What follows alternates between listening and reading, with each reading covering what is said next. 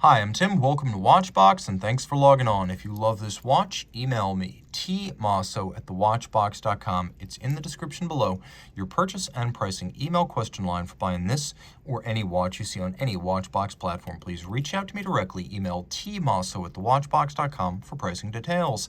Today, we're discussing a watch launched in the late 90s and built through the early 2000s. This is an exceptionally rich Omega Speedmaster Professional because this is the Omega Speedmaster Professional Moonwatch Moonphase.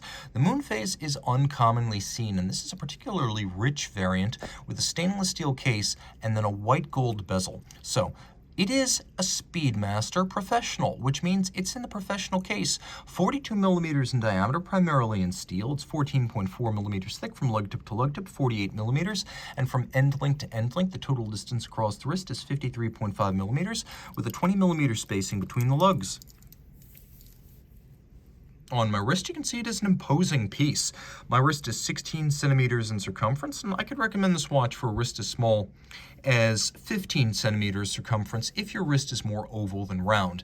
You can see that for a number of reasons, thickness and shape, this is not the kind of watch that slips underneath a cuff, but it should be fine with jacket sleeves.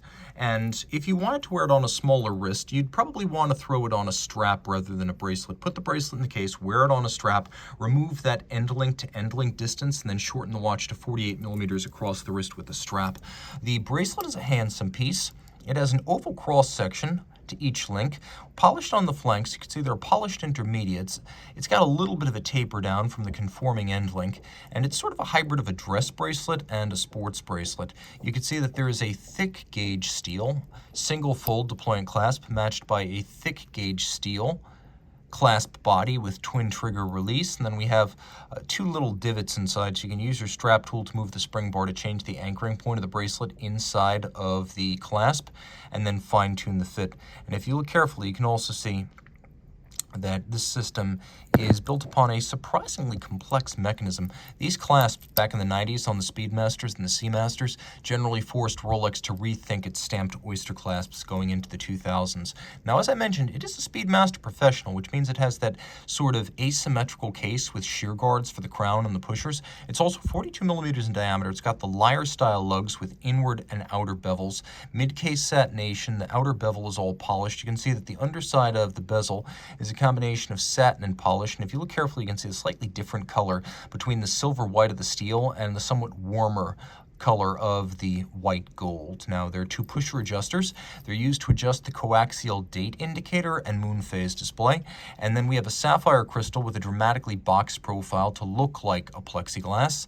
We have pump-style pushers and an Omega branded crown. We have a tachymeter bezel that can be used to gauge the speed of an object. And of course, you use the chronograph in conjunction with the tack to time an object over, for example, a kilometer, and gauge its speed in the process. There's a lovely off-white sort of opaline, lightly frosted, almost sandpaper-like texture to this dial, and it is off-white. It is not quite ecru, but it's definitely a warm tone that matches nicely to the white gold bezel and contrasts handsomely and subtly with the blue indexes as well as the hands themselves. Some say indexes, some say indices. Both are acceptable. I like indices. We have a broad arrow style hour hand, as this design was derived from some of the initial late 90s dalliances with a 1957 style tribute watch. So while this is often described as a broad arrow, it isn't precisely. It is a Speedmaster Professional Moonwatch Moonphase. Let's do some lume. As you can see, there is lume on the dial, and there is actually plenty of it, as these hands are quite generously lumed. Taking a quick look at the sub-registers, you can see we have constant seconds, chronograph minutes, chronograph hours, and then the coaxial Moonphase with the date display. And it's all built on a Lemania 1873 base, just like a Moonwatch. So whereas the standard Moonwatch with a solid case back would be powered by a caliber 1861, this is powered by an 1866. So if you've ever wondered why there's a seahorse on the back of the Speedmaster, it's because back in 1957, the original Speedmaster was part of the Seamaster water-resistant watch collection. That's why you see that. And of course, though this is not strictly a NASA-flown or NASA flight type Speedmaster Professional, Omega is never one to miss an opportunity. Yes, flight qualified by NASA for all manned space missions.